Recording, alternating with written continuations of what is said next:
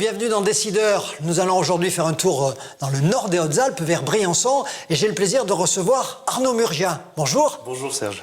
Arnaud est encore un jeune homme, 34 ans. Il a déjà été candidat en 2014 à la mairie de Briançon. Depuis, il a été élu conseiller départemental qui lui permet d'appréhender la réalité de la vie publique, d'être au courant des dossiers, d'être présent sur le terrain. Alors on fait quand même un petit retour, un petit flashback sur la campagne de 2014, on s'en souvient.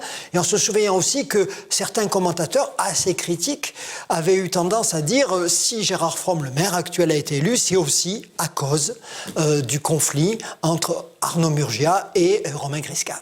Oui, c'est certain. Moi, je ne suis pas, si vous voulez, un homme qui me replonge et qui ressasse le passé. Je crois en tout cas qu'il faut tirer deux leçons de tout cela. La première, c'est que j'oublie jamais de rappeler que le soir du premier tour en 2014, je me suis retiré. J'aurais pu me maintenir, je me suis retiré. Je ne suis pas sûr que dans le cas inverse, ça aurait été le cas. Ce que je retiens surtout, c'est que la leçon que j'ai prise, moi, c'est du lendemain de cette élection, tout faire pour rassembler.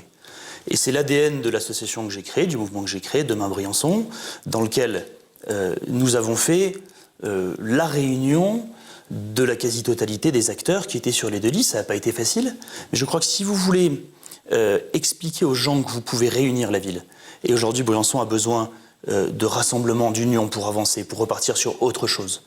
Eh bien, il faut que vous donniez l'exemple en premier lieu. C'est pour ça qu'aujourd'hui, je suis dans cette démarche-là. Et c'est pour ça d'ailleurs que j'ai fait un appel au rassemblement, mais au-delà même des simples convictions, parce que je crois qu'on est finalement un trop petit territoire pour se passer des talents, des capacités, des compétences des uns et des autres. Et c'est bien dans cet état d'esprit que j'aborde les 6 mois décisifs qui s'approchent pour le territoire. Alors, vous avez fait état officiellement de votre déclaration de candidature, mais par-delà cette déclaration, vous avez déjà commencé à esquisser un bilan et aussi des projets. Dites-nous quelques mots justement sur votre vision actuelle de Briançon et surtout votre vision de demain pour Briançon. J'ai écouté le maire de Briançon, le maire sortant, il y a quelques jours sur votre antenne, et je suis étonné parce que quand je l'écoute parler de notre ville, il nous dit qu'on a gagné en qualité de vie grâce au cœur de ville.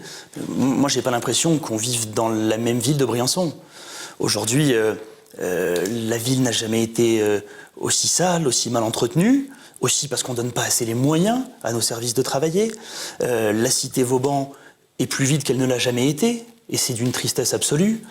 Et puis, après 10 ans aux manettes, 10 ans avec les Verts, on nous avait dit, le cœur de ville, on va faire un écoquartier. À la place, on a eu quoi ? On a eu un béton quartier, c'est-à-dire peut-être le projet, et c'est le président du CUE qui vous le dit, dans lequel la densité urbaine est la plus importante. Et je crois qu'aujourd'hui, il faut regarder les choses avec objectivité. Ce projet ne rencontre pas l'assentiment des Briançonnais, qui sont très inquiets, et ils ont raison. Et je voudrais que chacune et chacun d'entre eux comprennent qu'aujourd'hui, il reste 20 lots. Il reste 20 immeubles à sortir de terre. Il n'en reste pas 3, il n'en reste pas 5, il en reste 20. C'est-à-dire qu'on va avoir un parc qui était censé être un peu le poumon de ce projet, qui va faire 2 hectares, c'est-à-dire 6 fois moins que le parc de la Chappe. Et moi, ce que je dis, ce que je vais faire, je vais réoxygéner ce cœur de ville qui en a bien besoin. Alors il faudra faire des sacrifices, il faudra renoncer à vendre certains lots, il faudra des discussions avec les promoteurs, mais il faut réoxygéner la ville. Il faut bien évidemment la revégétaliser et il faut surtout changer ce qui s'apparente à, peut-être pas un échec, mais en tout cas architecturalement quelque chose qui ne convient pas à l'identité de notre ville et à son esprit montagnard, aéré, simple, chaleureux. Voilà, donc aujourd'hui, si vous voulez, moi je veux porter ce projet, et deuxième chose que je porterai, c'est bien entendu un projet pour le centre historique de la ville, qui aujourd'hui n'est pas chaleureux parce qu'il est détérioré, parce qu'il est sale, parce qu'il est ancien et qu'il mérite d'être rénové. Aujourd'hui, Briançon a besoin de redevenir un petit centre-ville dans lequel il fait bon se balader, dans lequel il fait bon aller faire un peu de shopping, et dans lequel les touristes qui sont à Serre-Chevalier se disent après les pistes, je vais descendre à Briançon. Aujourd'hui, ils vont au supermarché et ils remontent dans la vallée. Tout ça n'est pas acceptable, et c'est pour ça que je dis qu'aujourd'hui, toutes celles et tous ceux qui pensent qu'on peut faire autre chose, eh bien il faut qu'ils se mettent dans cette démarche de rassemblement, et je les appelle à le faire, tout simplement parce que qui peut imaginer que ce qu'ils n'ont pas fait en 10 ans, ils le fassent dans les 6 prochaines années? Personne.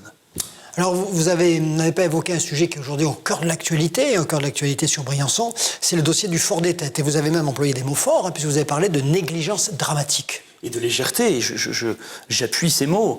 Si vous voulez, dans cette histoire, j'ai toujours essayé de tenir à la fois un rôle constructif, mais de questionnement, d'analyse. Il y a deux choses que je ne comprenais pas. D'une part, le modèle économique, c'est-à-dire que, sans rentrer dans les détails techniques et financiers du sujet, quand vous êtes sur un projet qui doit sortir entre 2 et 3 millions d'euros de loyer chaque année, il fallait qu'on m'explique comment, avec un seul hôtel de 50 chambres, on pouvait sortir autant de loyer. Un hôtel dans les Hautes-Alpes, ça ne fait pas 12 millions d'euros de chiffre d'affaires. Ça, c'est pas possible. Donc, j'ai toujours eu mal à comprendre et j'ai jamais eu de réponse à ces questions-là sur déjà le modèle économique, parce que faut-il encore avoir construit, il faut encore l'exploiter derrière. Bon, c'est la première chose, parce que je rappelle qu'on vend un des joyaux du patrimoine briançonnais, mais quelque part mondial. Donc, avant de faire ces choix forts, c'est-à-dire de donner notre patrimoine, il fallait avoir des réponses. Et puis, j'ai demandé des réponses sur le montage fiscal et sur la solidité du promoteur. Quelqu'un qui nous dit « je vais acheter un fort de 2 millions d'euros et investir 80 millions d'euros », mais qui a une société au capital social de 4 000 euros, ça questionne. C'est-à-dire que c'est quelqu'un qui arrive, qui n'a pas de mise de départ. Et je n'ai jamais eu de réponse à toutes ces questions, mais j'ai fini par comprendre. En fait, le maire n'en avait aucune. C'est-à-dire qu'on a engagé toute la machine municipale à grands coups de communication. Souvenez-vous du dépôt du permis de construire, tout sourire, les cartons, etc. On engage derrière le cautionnement, l'absolution municipale envers des investisseurs, des épargnants qui ont mis de l'argent. Et aujourd'hui, on peut légitimement se poser la question de savoir si cet argent, ils vont le revoir. Et si ce projet ira plus loin que là où il en est déjà. Et je suis pour ma part très inquiet, d'une part de là où on est arrivé, et surtout de la capacité à ne rien vérifier. Parce que c'est inquiétant sur l'ensemble des autres dossiers. Ça veut dire qu'on a lancé toute la machine municipale, finalement avec une légèreté et une négligence qui, je crois, sont vraiment dommageables pour notre ville. Alors, un absent aussi du débat de plus en plus, de manière générale, et dans toutes les Alpes du Sud, c'est l'ancrage politique. L'ancrage politique, jadis, on allait à la pêche aux investitures. Aujourd'hui, on a presque l'impression de les rejeter. Votre positionnement politique aujourd'hui ? Je rejette rien. Enfin, je suis quelqu'un qui suis fidèle à mes convictions. Tout le monde sait que je suis un homme de droite, gaulliste. Tout le monde le sait. Voilà. Maintenant, la question n'est pas une question d'investiture. À mon sens, moi, ce qui m'intéresse, c'est Briançon. Très franchement. Tout simplement parce que, comme je l'ai dit, je crois qu'on est à un moment crucial. Le territoire est bloqué. L'Office du tourisme est dans une sorte de coma artificiel. La CCB est aujourd'hui une coquille vide qui avance pas ou qui avance peu. Et on voit bien que l'ensemble de notre territoire est bloqué. Donc le moment est crucial. Et c'est pour ça que je dis vraiment à toutes celles et tous ceux qui finalement ont envie de se retrousser les manches en disant qu'est-ce qu'on laisse à nos enfants ? Est-ce que c'est cette ville-là ? Ou est-ce qu'on essaie d'y provoquer quelques grands changements et de faire en sorte d'en refaire une ville d'attractivité touristique, mais aussi une ville de qualité de vie ? Enfin, regardez ce qu'on a connu ces derniers mois à Central Park, au Toulousane. C'est pas acceptable en termes de qualité de vie que les premiers devoirs régaliens, que sont la sécurité, mais j'ose dire la salubrité publique, la propreté, soient pas respectés en plein centre-ville de Briançon. Donc je dis à tous ceux qui veulent se retrousser les manches, eh bien, on y va, allons-y. Et je vais présenter et je vais construire avec eux une liste qui ressemble à la ville et qui ressemble à toute la ville. Et c'est comme ça qu'on va gagner, et c'est comme ça surtout qu'on pourra changer les choses, parce que ce territoire a profondément besoin de sortir des fractures anciennes qui lui ont trop fait de mal. Un dernier mot rapidement sur votre rôle de conseiller départemental et sur le département. Est-ce que le département, en tant qu'entité politique, a encore un avenir entre des intercommunalités de plus en plus importantes, une région qui prend beaucoup plus de compétences ? Le département, c'est un échelon qui compte pour vous ? C'est une question extrêmement pertinente. Regardez, on a une espèce de mode dans ce pays depuis 15 ans, très technocratique, consistant à dire qu'il faut tout fusionner, il faut tout rationaliser, il faut que tout soit toujours plus grand. Et on s'aperçoit en fait que les citoyens, et je crois que les crises qu'on a vécues en France ces derniers mois le montrent bien, n'ont plus personne à qui poser leurs questions et obtenir des réponses. Le conseiller départemental, comme le maire, sont les deux seuls mandats qui sont des mandats à portée d'engueulade, comme le dit la maxime un peu chiracienne, mais c'est la réalité. Aujourd'hui, votre conseiller régional, il est élu sur une liste. Le vice-président au transport, il est à Cannes.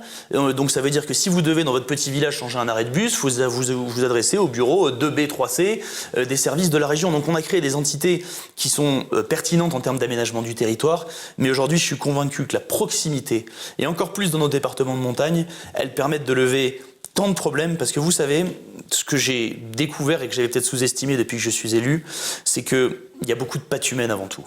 Et que souvent, en mettant un peu d'huile dans les rouages des services, en mettant les gens autour de la table, ou en mettant des personnes qui se parlaient plus entre deux villages, ou entre deux collectivités autour d'une table et en disant maintenant on s'en sort, vous arrivez à changer les choses et à débloquer des petites choses qui sont parfois de grandes choses. Alors je sais que la petite histoire fait parfois la grande histoire, mais en tout cas, cette humanité-là, elle est au cœur des mandats de proximité et j'y suis pour ma part très attaché. Merci Arnaud Murgia et à très bientôt sur d'ici.